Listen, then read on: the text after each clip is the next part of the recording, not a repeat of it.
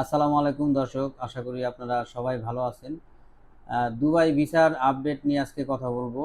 যারা দুবাই যাওয়ার জন্য আগ্রহী এবং অনেক দিন ধরেই দুবাই যাওয়ার জন্য আশায় বসে আছেন, প্রতীক্ষা করতেছেন, অপেক্ষা করতেছেন, কারণ দুবাই এখন বন্ধ আছে, দুবাই ভিসা বন্ধ আছে।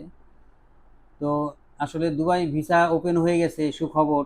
এই জিনিসগুলা যারা বলছে এগুলো আসলে সত্যি না, এগুলো মিথ্যা। এইসব খবর আপনারা শুনে আমাদেরকে ফোন দিচ্ছেন, আমাদের কাছে আসতেছেন অফিসে যে ভাই ভিসা করে দেন, কিন্তু আসলে ভাই ভিসা এখনো ওপেন হয় নাই।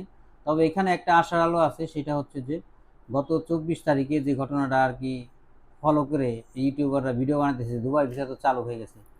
তো এটা হচ্ছে গত 24 তারিখে দুবাইয়ের একটি জনপ্রিয় পত্রিকা খালিজ টাইম, এই খালিজ টাইমে একটি সংবাদ প্রচার করছে যে আহ, সংযুক্ত আরব আমিরাত এবং বাংলাদেশ দুবাই ভিসা সহজীকরণ নিয়ে আলোচনায় বসেছেন। সেখানে দুবাই দুবাই যে কনসাল জেনারেল আছে তিনি বলেছেন যে আমরা বাংলাদেশি নাগরিকদের সংযুক্ত আরব আমিরাতের সাফল্যের গল্পের অংশ হিসেবে দেখতে চাই।